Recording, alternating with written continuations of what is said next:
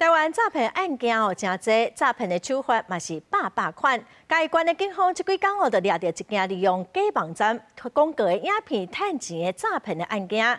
警方是透过甲被害人合作，成功去抓到一个香港的车手，佮有负责监控的共犯。诈骗的车手拄摕到钱要来离开，就互埋伏伫边的警方抓起来。附近的共犯嘛，伫伊要离开之前，互警方抓起来。嘉义县中部分局成立专案小组，抓到利用假网站来骗投资的诈骗集团。在11月初的时候呢，这个 A 女呢就拿着50万呢去缴交了这个推广基金给这个诈骗集团车手。回到家之后，他发现呢越想越不对，说奇怪，他已经缴了推广基金之后，为什么还没有收到这个报酬的部分？所以说他才前往我们中部分局来做一个报案。抓到的两个人暗算利用诈欺甲洗钱，互提发移送嘉义地检署。